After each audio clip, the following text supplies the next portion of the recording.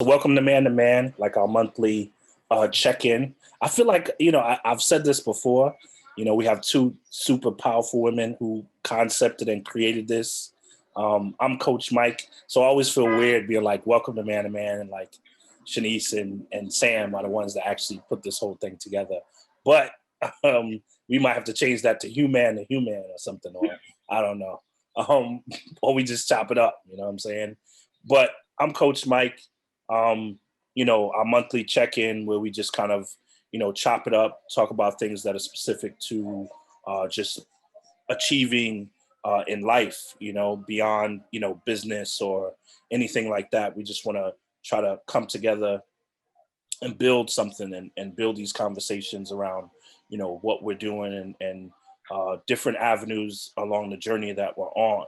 And so we've discussed a couple of different things over the last couple of man to mans, which have been, everything about, building courage and uh, facing challenges and overcoming challenges and progressing in life, in a multitude of ways. And so this time around, I thought it would be kind of cool just to kind of jump into um, what happiness is about and like this pursuit of happiness, especially, we're all in the midst of a pandemic globally.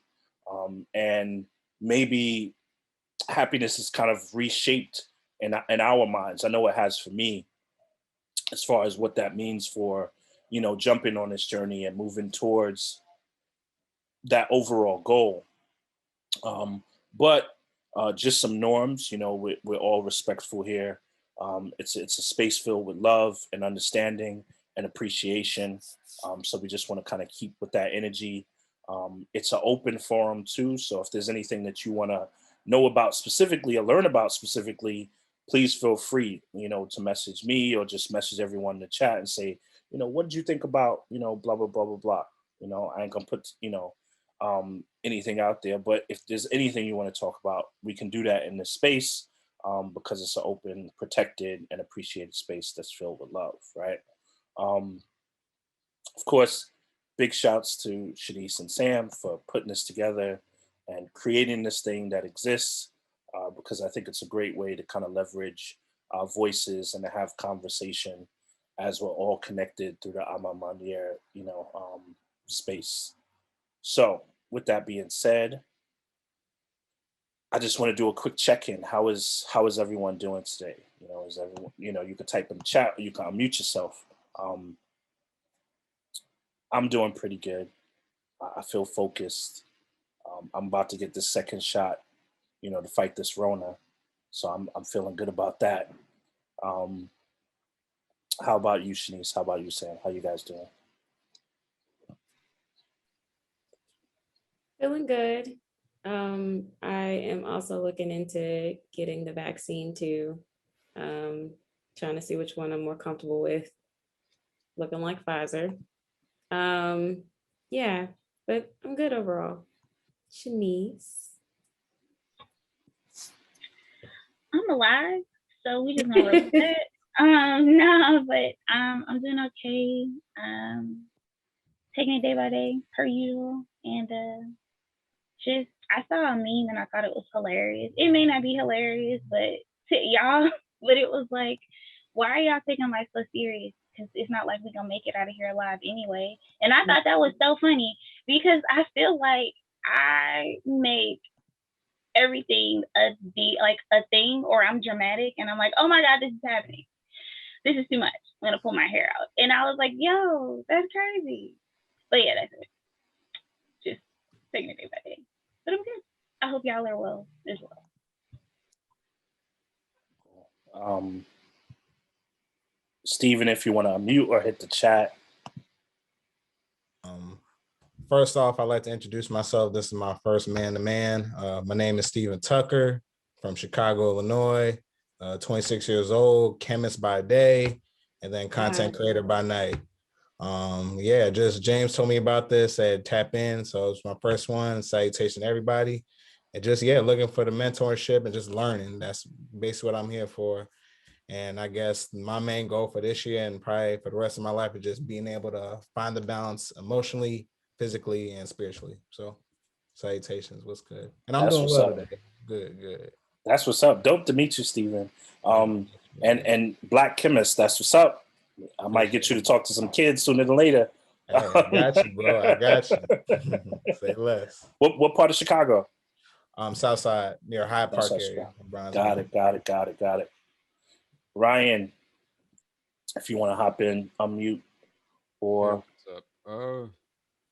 I went to the last Man to Man, so I thought I'd stop by just to see how everything was going on. But a little stressed because I'm in the process of moving to Texas, where I'm originally from, but it's my first time living on my own, so I'm kind of like, I guess, stressed about it, but I don't know. I'm in this weird headspace where I'm like, I don't feel like I'm stressed, but my body is stressed, and every time I go to sleep, I'll like wake up and my body's all tense. I'm like, bro, like, you need to chill out. Like, it's not that bad.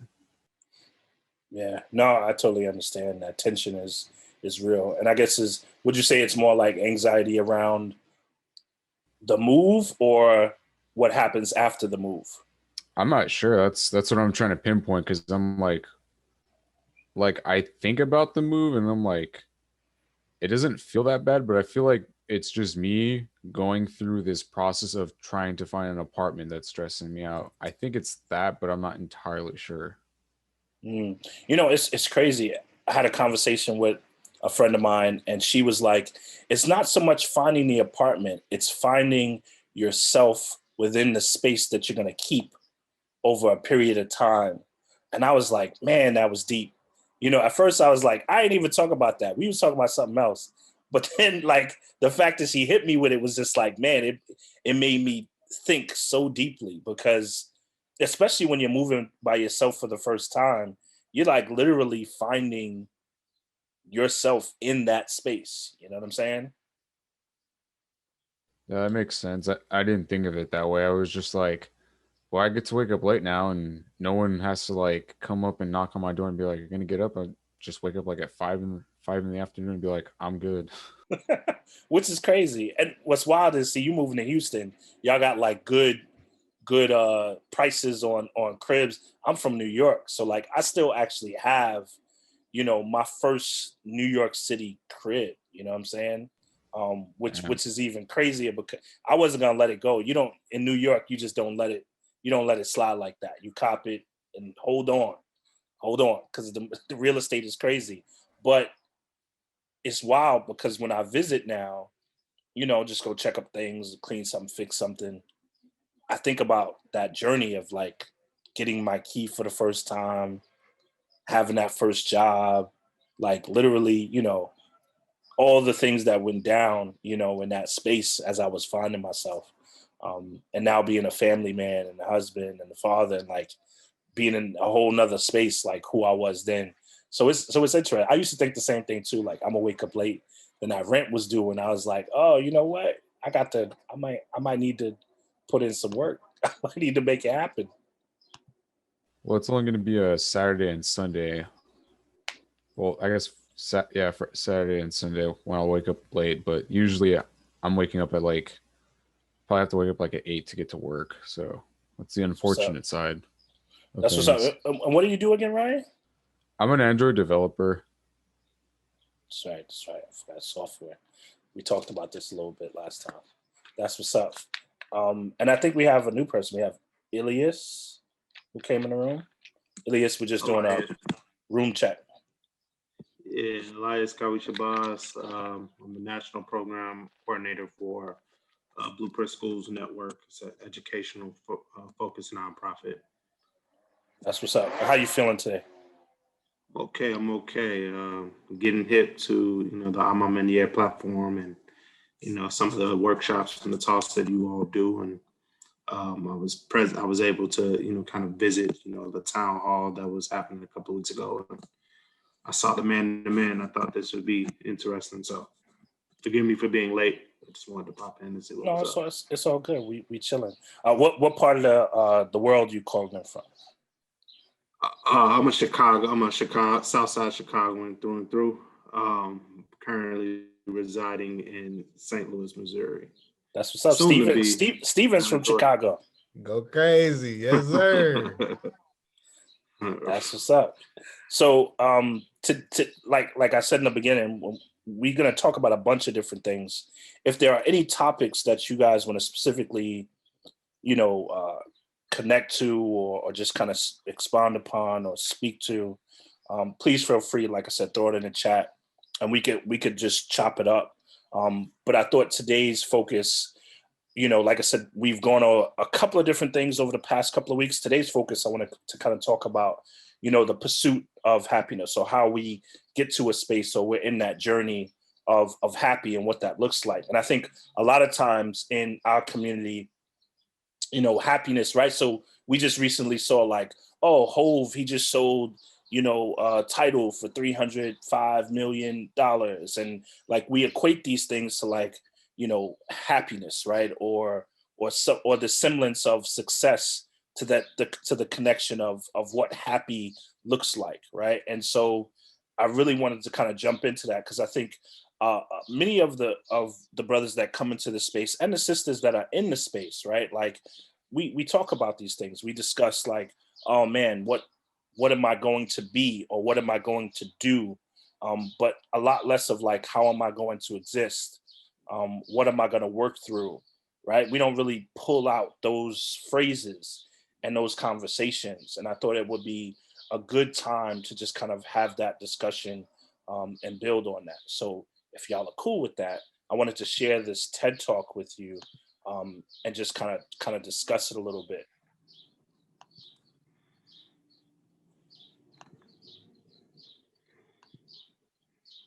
Along the way, without knowing how they're the longest study of adult life that's ever been done.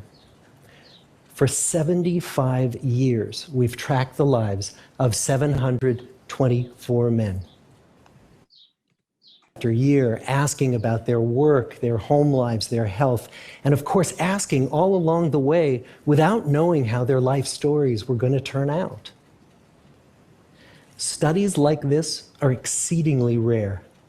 Almost all projects of this kind fall apart within a decade because too many people drop out of the study, or funding for the research dries up, or the researchers get distracted, or they die, and nobody moves the ball further down the field.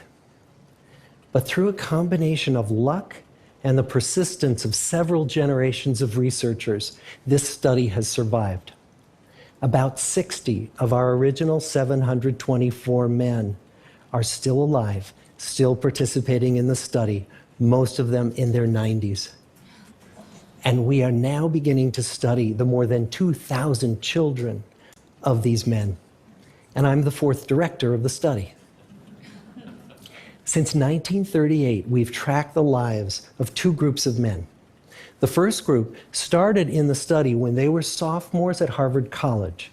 They all finished college during World War II, and then most went off to serve in the war. And the second group that we've followed was a group of boys from Boston's poorest neighborhoods.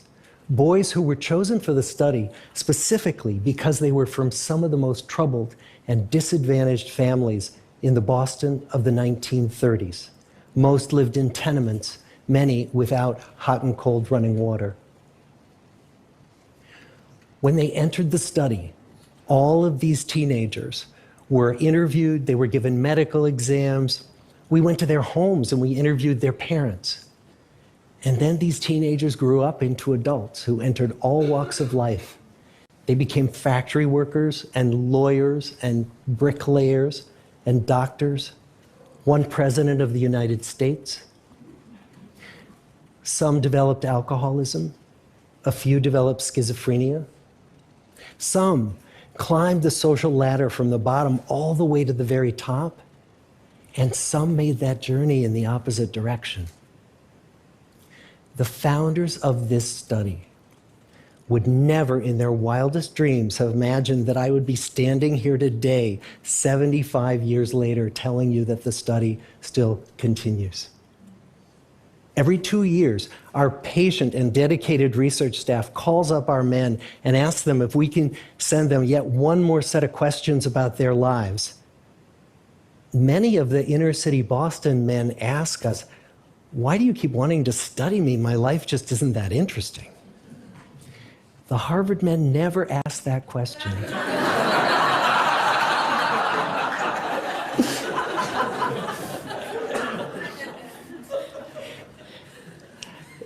To get the clearest picture of these lives, we don't just send them questionnaires. We interview them in their living rooms. We get their medical records from their doctors. We draw their blood. We scan their brains. We talk to their children. We videotape them talking with their wives about their deepest concerns. And when about a decade ago we finally asked the wives if they would join us as members of the study, many of the women said, you know, it's about time. So what have we learned? What are the lessons that come from the tens of thousands of pages of information that we've generated on these lives? Well, the lessons aren't about wealth or fame or working harder and harder. The clearest message that we get from this 75-year study is this: good relationships keep us happier and healthier, period. We've learned 3 big lessons about relationships. The first is that social connections are really good for us and that loneliness kills. It turns out that people who are more socially connected to family, to friends, to community are happier, they're physically healthier, and they live longer than people who are less well connected. And the experience of loneliness turns out to be toxic.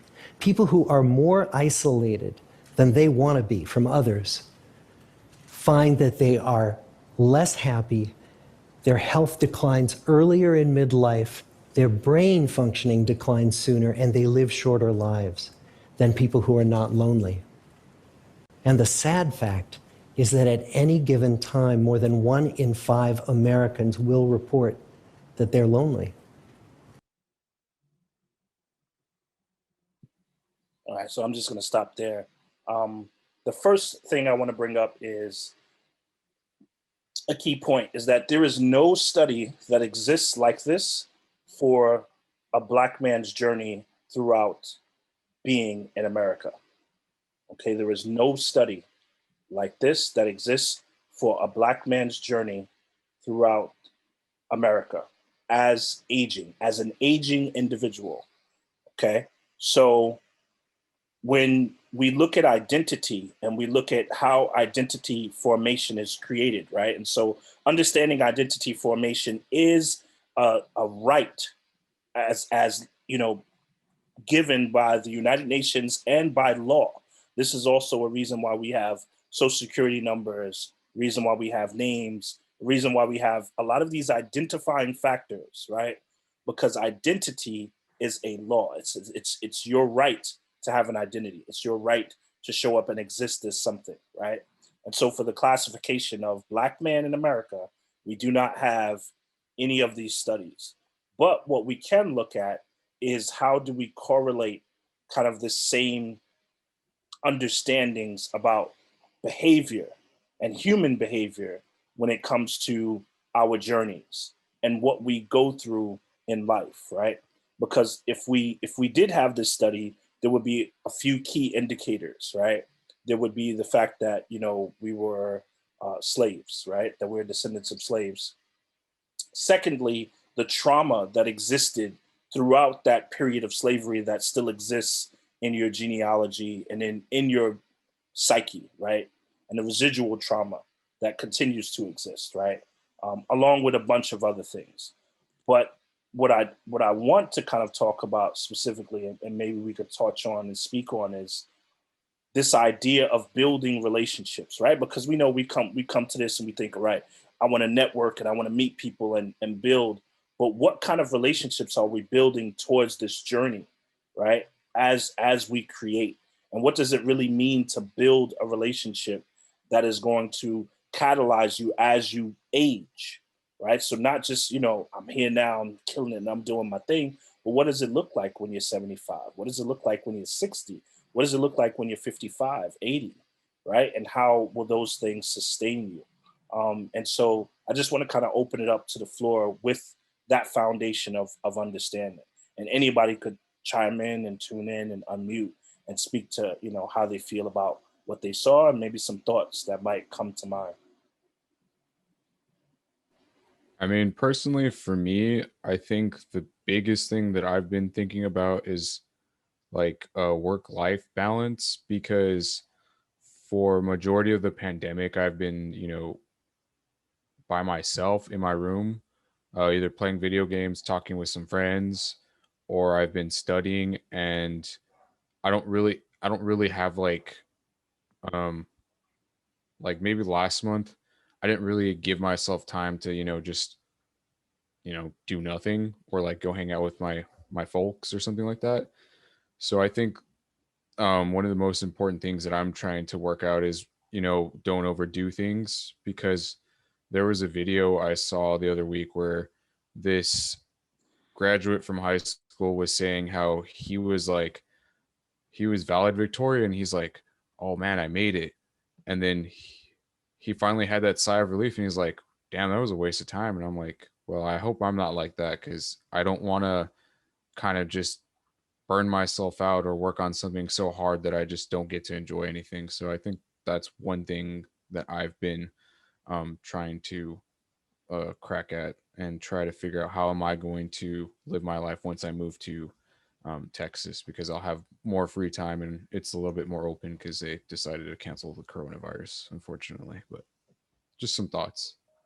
Dope. Thanks for sharing too. I mean, and within that, how do you value relationships, right? Like maybe think about that too, you know, for the next person that speaks, like, how do you value relationships? We've been enclosed and in this bubble, you know, many of us, depending on our city, have been in lockdown. For those of us that live alone and we have to be alone, how have we been catalyzing or connecting with people and catalyzing relationships throughout this time? And what kind of relationships, right? Because it's, you know, the first thing you mentioned, Ryan, was work, right? And I wonder if the relationships that we build within proximity, but what would it look like if we challenged ourselves to actually build strong, valuable relationships, you know, and what that would mean. So anyone else that wants to kind of speak to it can. I mean, for me, I think it would be a beautiful thing. That is actually something that, you know, I live by. You know, building, you know, meaningful relationships. Period. Everywhere I go, I know every city that I go to in this country, I know someone that can help me do something. And especially as a brother of color, um, that network and that community is so small. You know, it's such a small thing. You know, for me, and mentorship, networking, that isn't something innately taught to our young people. You know, in your communities, you get, you know, people from other, you know, ethnicities and backgrounds. You know, they got their father's friend, you know, that can, you know, give them this internship at this company, or, you know, they have, you know, this in here. We're not brought up, or, you know, with those same resources in a lot of situations and dynamics. And so it has to start somewhere. And then that's in building those networks that the youth will be able to kind of benefit from, you know, in the future. And that's what I think is incredible about, you know, even a platform like this, right? I know no one here, but after this call is over, I'm sure, you know, one LinkedIn, you know, link, and we can all be connected wherever we go, right? Even having this important conversation. That is, you know, what it looks like to be connected and networking at its finest. And that is a practice and a behavior that should just be taught. Um, but it has to start somewhere. And why not here? It's just important. Yeah, and I would say even looking at kind of how you framed your conversation and what you're saying, think about it like you mentioned social media, right? You mentioned LinkedIn or Instagram or any of these spaces. Um, are we building valuable relationships? I'll frame it a little bit more because unless Stephen, you want to chime in, or Shanice, Samantha, before I pull it in and put it in a box. But So I'll pause there just in case you guys want to chime in before I reel it in. I'll chime in on this. I'll chime in on this one. Go ahead. I guess I agree. I honestly agree with everybody's opinions on this. It's kind of weird. It's because, like I told you, being a chemist, everything, I'm always the only Black chemist. I'm the only accountant. I'm the only engineer. And it's just like, I have this mentality now where my pursuit of happiness is that the everybody eats mentality. It's like, yay, great, I'm the first Black person to do this, but I don't want to be the only Black person that does this. You feel me? I want to have people behind me that come up and you surpass me. That's the main goal for me. That would make me truly happy. It's like I say as Black people, we consider so much of like wealth and materialism as the goal. And like I obtained something or I did something cherishable, but it's something I always say that's real. It's like, honestly, when it's your time to go, your net worth ain't coming with you. The stuff you bought ain't coming with you. Only thing that you're going to have that's going to stay on that earth is your legacy and your relationships. So I agree with that 110% where relationships are so essential and key. It's whatever you did on that earth is what's going to stick. So that's my tea. And then to put it in a box, how are we building valued or valuable relationships, right? So Elias said something, right? Like we don't, in certain parts of our community, we might have, you know, let's say it's like a 2%, 3%, 5%, let's say it's a 5%, you know, number where there's individuals that kind of deal with that familiar mentorship. The way my mentorship or my valued relationships looked like was when I was young, right? I'm from Marcy Projects, I'm from Bed-Stuy, I'm from Brooklyn, right? So I grew up in the 80s and 90s, right? That's primarily my teenage years. And so what it looked like for someone to value you, besides what was happening in your home or what was, you know, and looking at kind of the outside, was making sure that nobody messed with you on your way crossing the street to school, right? Or telling you to get in the house when something was about to go down, or, you know, but there was no structure to these valued relationships when it came to how you were going to progress, right? So I have a question for the men in the room. How many of you learned how to tie your tie before the age of 15 years old? Right? And then think about who taught you and why they thought that was valuable to teach you, right? What was important about tying a tie, right? Just in the context of kind of this masculine construct that we deal with, right? What did that mean, right? Was it for your first job, your first graduation, right? And did you truly value that person for teaching you that thing? Did you think that person? Did you stay in touch with that person? Go ahead, Steve. You look like you're about to say something. I know, I was about to start laughing because my mom taught me how to tie a tie. So I think my mom did as well. Yeah. And she was funny. She said, you got to learn how to tie the tie if you want a wife. So I had to learn how to do that. I'm not gonna lie, I'm about that clip on or that zip on because it's a Clip lot on, easier. zip on. I can't, but no, I don't know. Actually, I think I learned how to tie. So I grew up in the Nation of Islam. And I went to, you know, the school, you know, anybody from Chicago, you know, on 73rd, you know, Mas Mariam is a elementary school attached to that.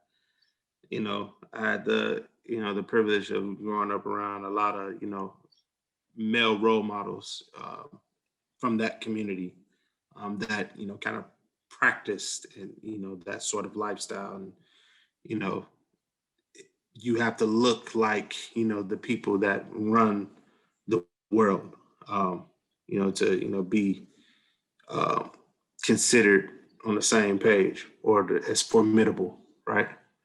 Because the image is important. And so I believe that I learned there, if I'm not mistaken. Yeah. And then to stick within that question, as we learn these things from people, how are we catalyzing the relationships consistently over years, right? And this is a conversation that we don't have enough when it comes to our community, right? As a village, right? It's important when has anyone ever been to the continent? You ever been to the continent? If you have, raise your hand. or just say yeah in the chat. Continent of Africa is what I'm speaking to, not just a continent, but the continent of Africa. Right. So I'm just going to share a story, and this is going to lead us kind of into this journey we're going into when we talk about like relationships. My first time to the continent, I went to South Africa. I got off the plane, I flew into Cape Town. Um, Cape Town to me, I would give it a semblance of like it's just a beautiful place. But I get there. Number one, I have butterflies in my stomach. I'm nervous. I'm excited. I'm like all of this energy is going through my body because I'm like, oh my God, I made it to the precipice of human existence. Like, wow, you know. I get to the passport clerk. His name is Sam, and me and Sam are still cool to this day. Almost 10 years, 15 years, we've been tight. Give him my passport. He's like, I'm thinking he's just asking me a question like, passport people do when they check you in customs. He says, have you ever been here before? And I was like, huh? Because I wasn't expecting that. I was expecting like, how was your flight? Or, and he said it with a stone face. So I didn't know if he was happy or, and I was like, no, and I was like, what do you mean here? He's like, have you ever been to the continent of Africa before? And I said, no. And he said, welcome home. And it brought me to tears, right? Because I didn't expect this. As soon as I got off the plane and, he said, welcome home. And me and Sam, like I said, we still tight to this day. That meant so much to me that piece and part of that experience, that what I wanted to build on with Sam was not like, I'm just somebody and you're checking my customs and you're like, you literally welcomed me. You're the first person to welcome me home. And so, I remember talking to the person in the customs office. I was like, listen, this person that checked my passport, I really want to know what their name is, who they are. And I want to just be able to reach out to him. And it's funny because he was going on break just at that time. So I was like the last person he was checking in right before he went on break. So me and him chopped it up in the airport, got his number, got his information, found out what part of Cape Town he lived in. We went and we had lunch. And I had a pretty busy schedule during my time that I was there because I was there to do some work with some youth and some other stuff I was doing at the time. And so what I want to kind of dig into is how are we taking those micro moments and building relationships with people who we may not necessarily, we just we're meeting in passing, but they might mean so much to our journey and our existence. And it's something that I recognize because it's something that happens to me a lot in my life. I'm from New York City. I grew up in Brooklyn. It's a pretty big place. There's lots of people. You bumping into people all the time. You might get up, let the old lady sit down on the bus, or, there's always these things happening, but it's such fast transactions. And that can make New York City feel like a very lonely place for anyone who's grew up here or has moved here. And so what I realized is that slowing down and in those kind of like micro interactions, thinking about how I'm valuing that person as a human in those interactions so I could then build stronger, more powerful relationships with just other human beings, right? Now, it's super dope that my man is who he is because he put me on to some things in Cape Town that I would have never been able to be privileged to, right? But if I wouldn't have taken that moment to speak to him or just to thank him for what he did for me, because he did a lot for me in that moment. That moment, I would say maybe it was 45 seconds, 55 seconds. But in that moment, he don't realize, I mean, he realizes now, but he didn't realize at that moment, he changed my life. Like he literally put me on a whole different track and changed my very existence and my very understanding of my existence as a Black man in this world. And so I'll just pause there, but maybe we could speak a little bit more on how you guys feel, you're building valuable relationships in the macro interactions and the micro interactions, right? Business or personal. And then how do the two meld? So let's kind of speak to that if we can. I think we have a new person in the room too. Maybe you might want to unmute and introduce yourself. Just name, city you're in, and anything interesting you might want to tell us. Are you talking about me? Yes. Oh, okay. I'm Charlie. I'm Samantha's sister, her big sister. So she wanted to bring me on in. So, and I'm in Greensboro right now, but I'm from Staten Island. Carolinas. It's so good to meet you. Thank you for showing up. And we're talking about relationships, and you are welcome. The floor is yours as well. And once again, to repose the question: how are we building valuable relationships in our macro and micro interactions? And what does that look like? Maybe you can give an example or speak to it too. You want an example right now? You can jump in. You could jump in, right? I don't know. I don't know what you deep into the pool. You can jump in the deep into the pool. Answer whatever comes to your mind. Oh, okay. I will say, like, she is a socialite, so she has like, everybody knows Rachel in Greensboro. Like, Shelly is it. like she knows all like the heavy hitters and everything, because she's just she's a very personable person. So I'm sure she's about to be modest about it, but like she knows everybody. If you're in Greensboro, you know her. Like that's what's. I've been to Greensboro. I'm from New York, yeah. And I've been to Greensboro. So she's from New York too. It's an interesting place. He's trying to say he don't know me, so maybe I'm not that big, Sammy. Nah, I would never do that ever. I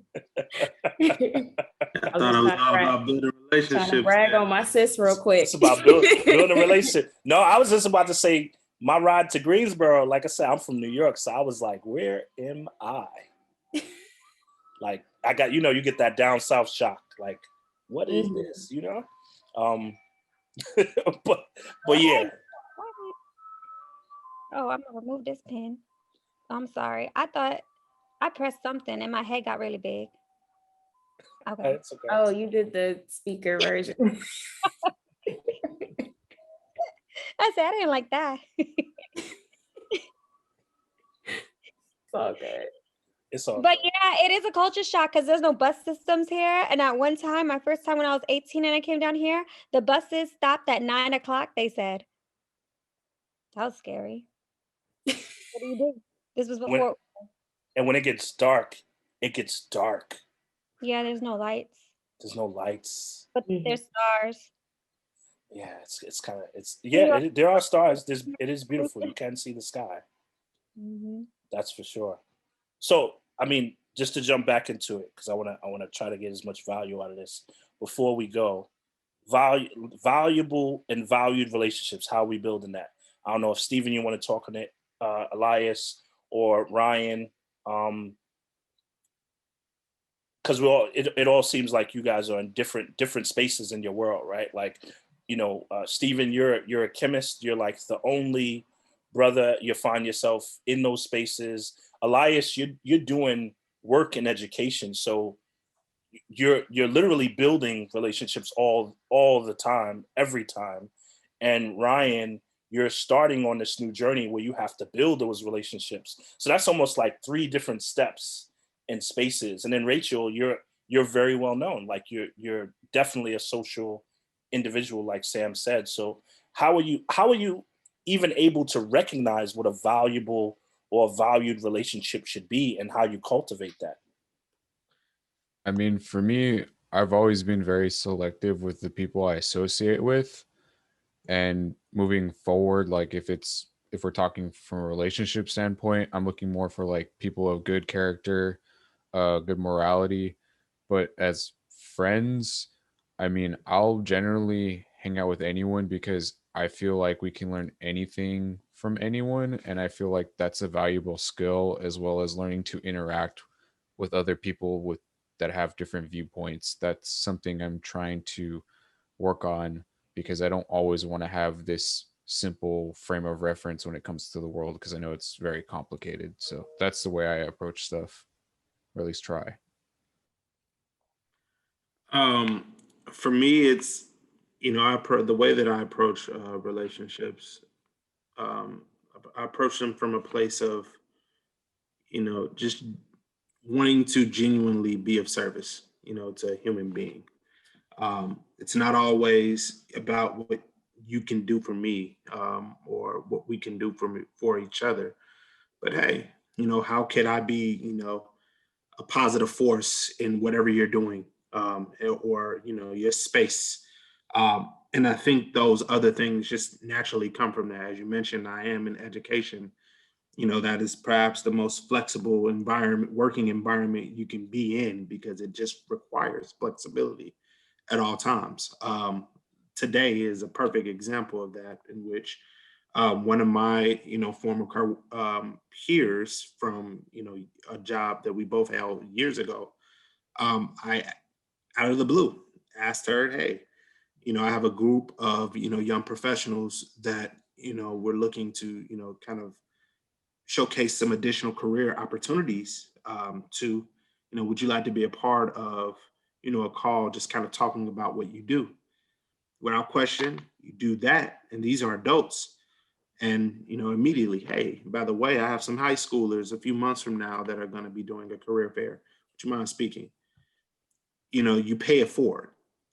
That exchange is always there. And those things cost nothing but time and just presence.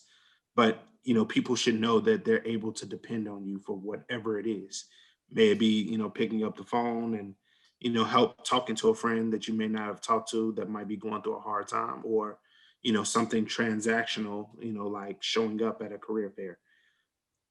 Wanting to genuinely show up for people is how you build relationships, or at least from my experience, and continue to be able to foster those relationships time after time after time. Thanks. I guess for me, fostering relationships, one thing that I take very key now is just being uncomfortable. And when I mean to be uncomfortable, putting myself in spaces where I wouldn't feel best suited for, you feel me? Just because I think uncomfortability equals to growth. If you're just sticking with the same like-minded people and doing the same thing, you're never going to diversify your ideas or diversify your mind. So that's kind of something I've been doing and grasping on. And I guess a slight story for me, from 2 years ago when Complex Con came to Chicago, there was a panel talk, and Don C was on the panel. And then I don't know what it came on the back of my mind. It was over with. And I know he was trying to get places, but I was like, you know what, Stevie, you're going to talk to him right now. And like, I didn't care about status. I didn't care about how hot he was and all that stuff. I was like, I'm just going to go talk to him. And literally I went to go talk to him. He's like, hey, bro, I like your sneakers. And then it just went on a 30-minute conversation from there.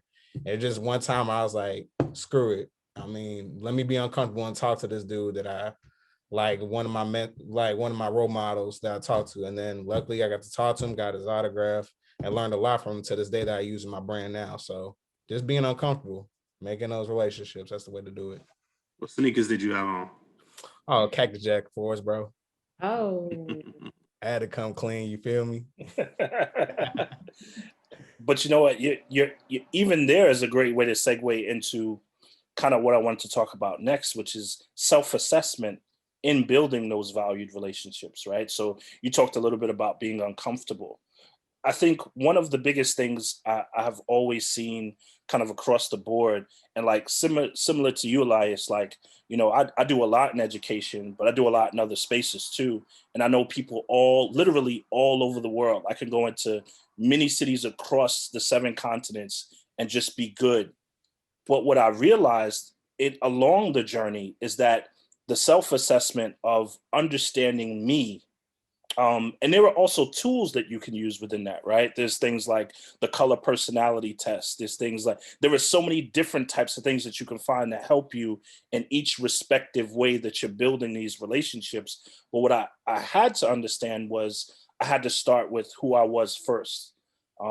What was important to me, what was interesting to me, what needed to be the foundation. So just like Elias asked you, what sneakers were you wearing? We know that that's a touch point that both of you can build, you can talk about, right? And that you're interested in. And so for me, the way I began this journey at the age of around 18, 19 was hip hop. I started with hip hop. That's also what kind of took me overseas my first couple of times and took me to different cities, was music and the music industry. But I also had to be honest with myself as I got into the industry further of what I was going to accept and not accept as far as the music that I was connected to, right? And what came with that, what came with being in the club with one person and being in the club with another, and then how I had to build these relationships so that they were, and I mention the music industry because I think it's one of the few industries where everything is fraudulent, right? Like 95% of everything you're dealing with is absolutely not real. And so you tend to try to make those relationships and build those relationships, those true valued relationships. And you're really unable to, because one, you didn't do the self-assessment. And then two, the person that you're interacting with never did that self-assessment in any way, shape, or form. Right. And so as we, are in COVID, right? How do you do that through the internet or through social media, right? Like you have spaces like this that you can build and curate, but then what if you just want to do that on a random day? What does that look like? And that's the question I'm posing to you. What does it look like to hop on Instagram and say, hey, I wonder who that person is? Like, would you send Don C a DM, just to be like randomly, what's good?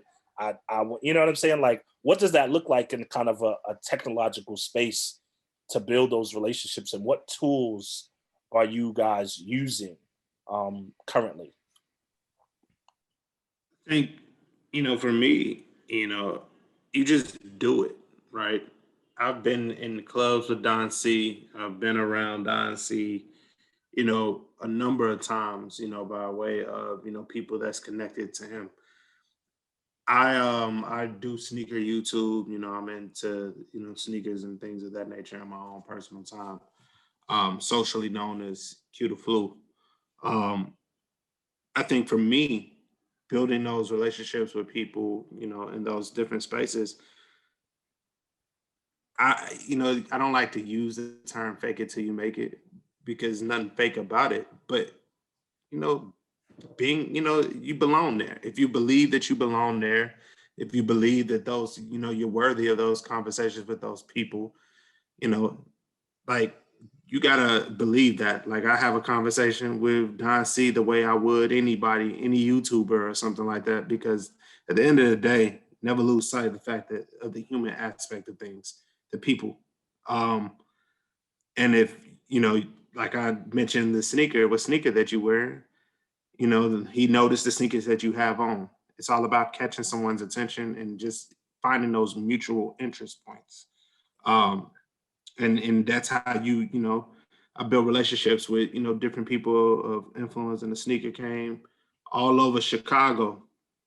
Um, not by going in there asking for sneakers or asking about things, but just talking about the things that you love, and you'll learn that those might be things that people love, and that's how they connect to you. Share passions. That's the easiest way to just kind of approach those touch points with different people that you might be trying to interact with. And so I say the easiest thing is simply put, just do it. You want to reach out to Don C, reach out to him. True. Yeah, I agree. I have a question I want to ask to add on top of that. Would you use the same tactic if you were, say you were suffering with a mental issue, right? Depression, or you're feeling sad, or you just want to connect to someone. Would you use the same fervor to find anyone to talk to as you would the celebrity, right? So like, would you hunt and say like, listen, not you, Elias, but this is a general question for everyone, right? Because we're talking about building valued relationships. And I want to take it a little bit outside of work. Say you are in the house, it's COVID, you're going through it. Would you just reach out to someone and say, yo, I saw you like the color blue on your Instagram, or I saw on your LinkedIn story. Do you have time to talk? Or like, would you do that? Would anyone in the room actually do that? Yeah, right now I would do that because, like I said, right now is the time where collaboration, honestly, I think is absolutely key in order to grow. Like you can't do everything by yourself. That's literally impossible. G, like it's impossible. And for me, like especially during COVID, me like being social is like my main like viewpoint. Like I love to be social, talk to people. So it was hard for me when COVID hit because I used to like go to the open events, the art exhibits, the installations, and everything that happened every weekend. Now that's cut, that's dead. So like, what do I do now? So for me, it was just the time just to evolve and just like literally hit up like some of the people in the city, like, yo, I like your content. Can I talk to you about this? And like just asking questions, just not being scared. And I can understand like kind of this COVID season is probably where I experienced the most anxiety because like I told you before, I was put in a very uncomfortable position and it almost took me out for that. So yeah, I would just honestly just collaborate, just talk to people like I'm doing right now. So That's what's up. That's beautiful. Ryan, do you want to touch on that? Because I know you're moving to a new city and, you're getting into another part of your journey. Yeah, well, I have really bad social anxiety, so I've been trying to work on just having better conversations. And I actually notice if I talk slower, it actually helps me. So that's good.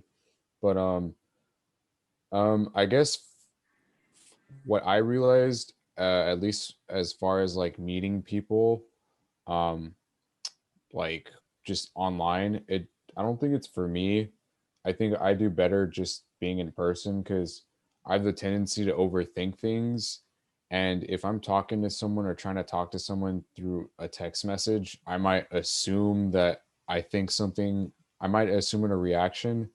And I feel like it's better just to do it in person. So when I'm moving to Austin, like I have some friends, thankfully, over there. But when I'm by myself, I'm gonna just, if I see someone that I want to go talk to, I'll just go talk to them. I've never really had a problem like talking to people. It's just maybe just approaching them because I get like real bad social anxiety, like I said, but I'm trying to work on it. Oh, that's what's up. Thank you for sharing. I mean, Rachel, Shanice, and Sam, y'all could chime in too about, just popping up on somebody and say, hey, I'm going through this. I don't know you, but maybe we could have a conversation. Is that something you guys would do or no? No. Like if it's someone I don't know, like I know that sounds so like harsh, but like no, I wouldn't tell them what I'm going through. Like I might, yeah, no, I wouldn't just because I'm very private in that aspect. You know what I mean? But like if it's someone like I love and I'm going through, like Sam is gonna know. There was a time me and Sam were on the outs and actually COVID brought us together. I had the COVID and it was crazy. And I called her and we were on the outs, but we're sisters. It wasn't anything like malicious or anything like that. Like that's my little sis for life. So I called her up. I was like, I have COVID. And one of her first thoughts were she's like, it's not that, I don't know. In her head, she was like, is it really that serious? She got on that screen, that FaceTime with me, and she saw I looked like the life and the color and everything. God sucked all the beauty out of me. She's like, oh my gosh. And it actually brought us together.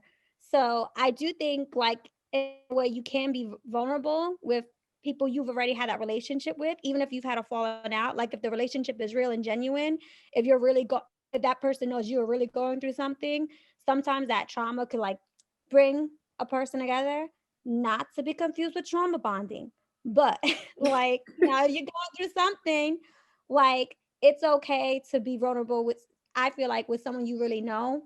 And I guess I just come from a very guarded standpoint, just because I just come from a guarded standpoint where I know I have to be very careful. Like if I voice certain things, you know what I mean? So I don't voice my issues to people I don't know. But let's say if I might do things socially if I'm depressed. You know what I'm saying? Like be like, oh, let's go out or something like that. But I can't like bond in that way with someone I don't know. If that makes sense. Yeah, cool. Thank you for That sharing does. for sure. Yeah. I know I, that I, go ahead. I before I couldn't do it, but this job, right, brought me out of all of that. Like prior to COVID, when our spaces were open, like our physical spaces, we would have events, and I kind of like stay ducked off in the back. I'd be like, the lights working, we good to go. I'm back here. And then when COVID hit, we had to do digital events. I would be like, Sam, I can talk to these people. I'm gonna keep my camera off. I'm gonna let people in. I'm gonna make sure everything's working. That's out. But then I realized, like, oh, it's cool people out there. People aren't actually like really weird. And then I genuinely understood the whole meaning behind being intentional with conversation with who you're speaking to. Like, I won't necessarily say that I would reach out to somebody and be like, I've seen that you're going through this, and I kind of went through the same thing or something similar, so let's talk about it. But social media kind of makes it super easy for you to connect with people. Like, I also love sneakers. I love cars. So I follow a lot of shoe pages. I follow a lot of car pages. I follow like some JDM pages where I'll be like, oh my God, like, where did you get this kit from? Then you started a whole conversation. Now you're connecting with people. Like, it's the small things, but I feel like if you're intentional about anything that you're doing, there's always good that will come from it.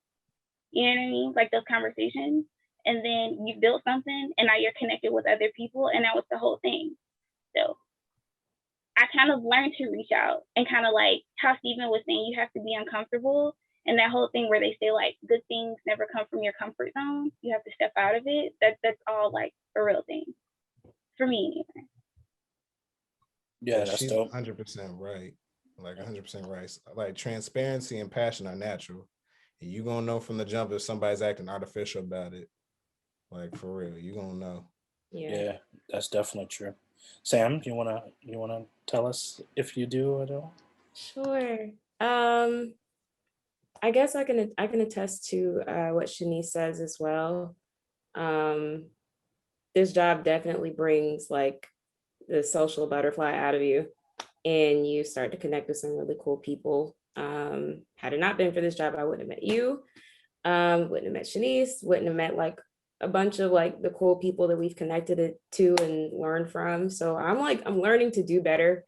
And like what Shelly said too, like it's hard to reach out. It's just, you get that anxiety. And yeah, so I'm just like learning to do better, especially with me being an actress as well, where it's just like the business of relationships. Like you have to like be good with everybody that you work with and everything. So yeah, it's something that I'm like slowly building. Yeah. And I kind of relate to Ryan's story as well. I had really, really bad social anxiety growing up. Like it was terrible. But as an adult, going through a bunch of like competitive phases and pageants and competing in a bunch of stuff, and like having to constantly force myself to get out there. Eventually it got better. But yeah, that's kind of where I'm at. Like I'm working on reaching out more. Yeah, I mean, I'm actually a person who I'll reach out to anyone anytime about anything. And what I found in my socials, which is really weird because I work with youth, but I mean, I work with all types of people, is we have a cohort of youth that we work with in India. And then we have a cohort currently, you know, it's terrible what's going on, you know, with Palestine. And but we have a cohort, you know, of youth that we work with out there too. And so what I found crazy interesting is the kids and even the adults. Like, so you have like a kid that'll know you as your, you know, like, oh yeah, that's coach. But then the uncles and like they were reaching out to me quite a bit, right? And then this happens all over the world, right? And they're just like, yo, I saw XYZ. And my Instagram is private. So you have to like, I request you, I gotta vet you, I gotta see who you are. And then, you know, as I'm like, okay, you know, but then people will hit you up and just be like, hey, listen, I'm interested in X, Y, and Z. I noticed that you posted this quote. I'm feeling that way, right? And then we hop on, you know, Instagram and like actually talk talk about it, you know, or go through it. And I found myself also doing that as well. You know what I mean? Like just with different challenges and just finding people who I kind of who are prototypes or archetypes of individuals that I think would meet a certain, you know, something that I wanted to know. You know, maybe it's about fatherhood, or maybe it's about uh, planting, or maybe it's about, you know. And I found I would never really do this pre-COVID, but during COVID, I've probably met, you know, some of the coolest people and most interesting and inspiring people just from randomly hitting them up and saying like, I'm going through this in this particular moment. Maybe not being, you know, like you said, Rachel, like putting all of your vulnerability out in the space, but starting with a point of interest or connected conversation that we could actually have. So I could, we could, and then it goes further. You know, most recently, it was this much older guy from the West Coast, and I had reached out to him based on he's the CEO of a company, and I reached out to him just to kind of connect the dots to some youth that I work with, and we ended up having a 3-hour conversation about everything totally outside of the business, and it started that way. It started in a space where, and you know what, that's not even the most recent one. I was talking to someone at Nike, and yeah, we ended up having like a 2.5-hour conversation about like techno music and Berlin, and like just kind of all of these things that are not in that wheelhouse, and divorce and kids, and like all of these like very personal things off of these one-time meetings and conversations. And so, uh, which is also the reason why I really wanted to talk about like building valued relationships, and how we look at building, you know, valuable and valued relationships consistently, and how we also hold on to them over periods of time. And so Elias hit on a few things that I thought was really important. I'm going to start with just, I think it's really key that we start with self-assessment, and we know who we are.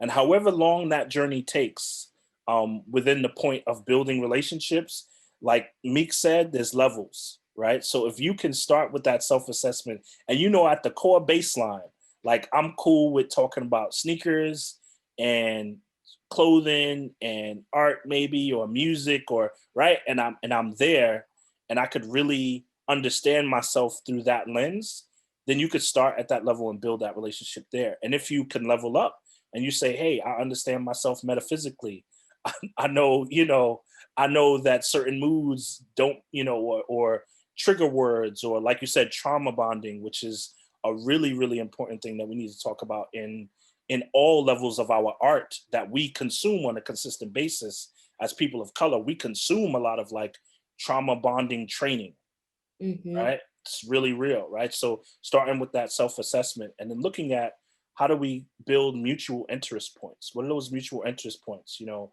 is it sneakers? Is it cars? Is it whatever it is, right?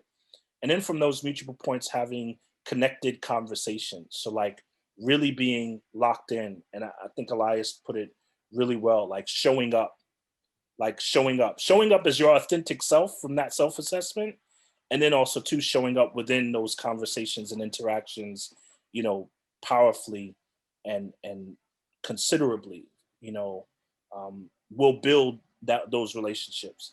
And then talking about things that you love and living in love and passion, I think are important. I know that this almost sounds like how you build a really good marriage, um, you know, right? But relationships are something that's so important to our existence. Work, inside work, outside work, all of those things, right? And so I think we hit on some really dope stuff. I actually have to run, but before I do that, I want to drop my Instagram that you guys can hit me up in. LinkedIn, you could just search me, you know, Michael Peterson, I'll pop up. But like I said, I'm private. So once you request me, I'm gonna know it's you. I'm gonna check if it's you, and then we could chop it up and continue to build that relationship. If you're not on social, then you could just text me. right? And Sam and Shanice know I text back really quickly. We could text all day. Yeah, but that's all I had. If there's anything anyone else wants to add to the table, I know we're just getting into it, and we could probably talk for hours about this, but I thought it was a keen point because we're in an interesting space in human history.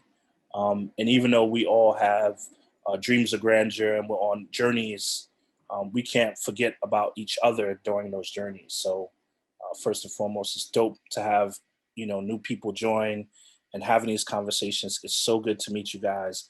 I really look forward to continuing to get to know you and building those valuable conversations. Yeah, and I'm grateful. I'm grateful for all of you. Is there anything anyone else wants to add before we end it all? I want to thank you guys for showing up. That's great. Ryan, thank you for returning because you are letting us know that we're doing something right. But mostly it's just good to know that you're gaining something from it. That's the whole point of us, like creating the space. I'm happy that I could have chat with you guys on this evening. You made the time. When we do this next month, I hope to see you again and pass it along to your friends if you want. If you guys are free on Friday, because I know Steven said that he was in the sneakers, Elias said he was in the sneakers. I do host an event with my teammate Sam called Firstly Laced, and I just like to create a space for us to talk about what we just recently got, what your dream cops are. It's full of nonsense and a whole bunch of TikTok. Hey, don't make me pull them out. Look at you. Hey. But definitely, if y'all are free on Friday, please pull up. I would love to get to know y'all a little bit more and y'all can meet the rest of our community.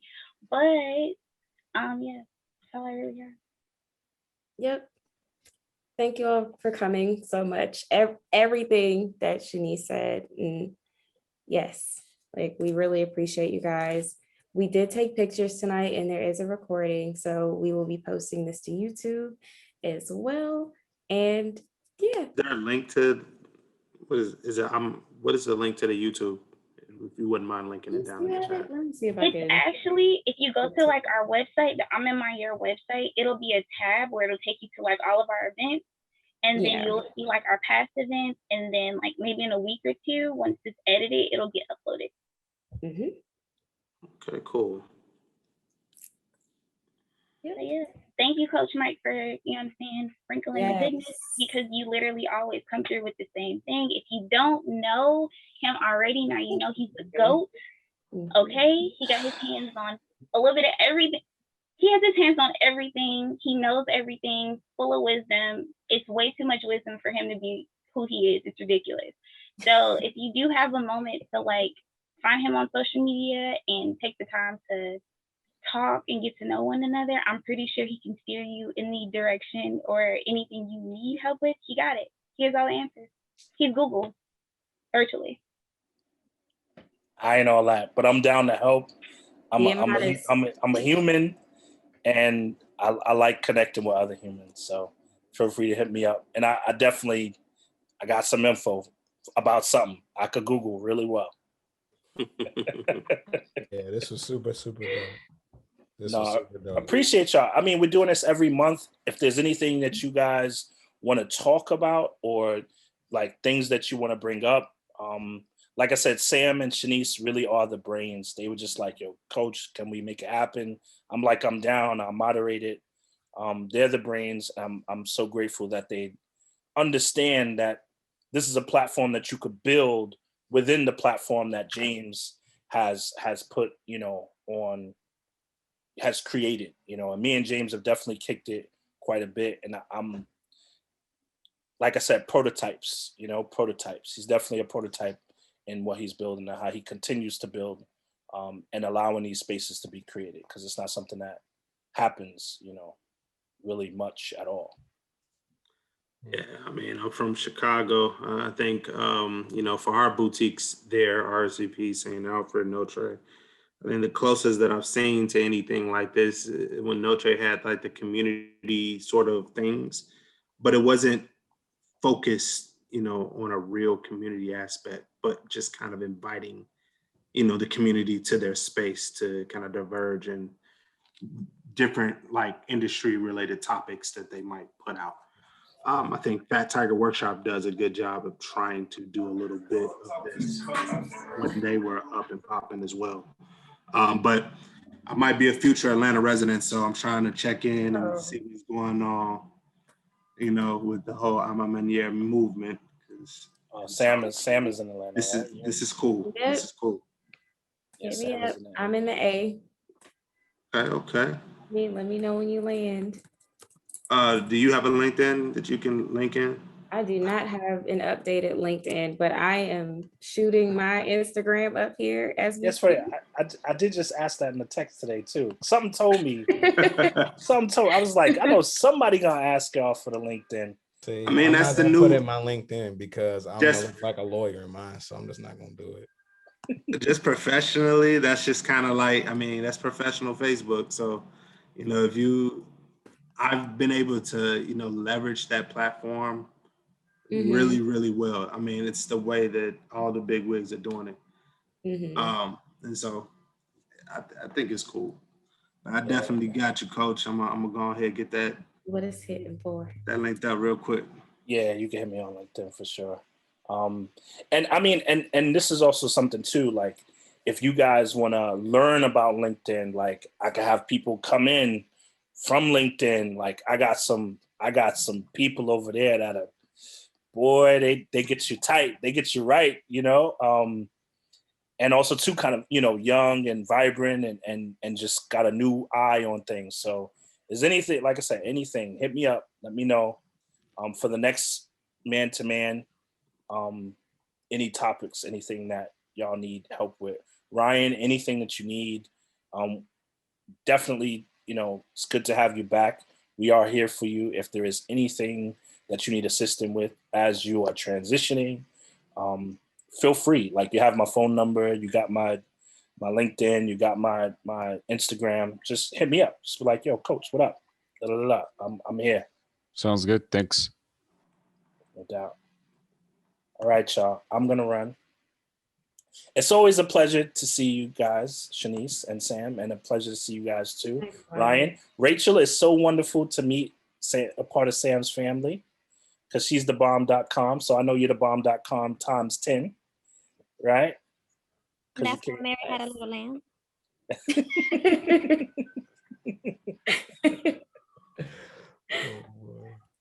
Cool. So I will see y'all Yes. next time. Peace, y'all. Peace. Bye, everybody.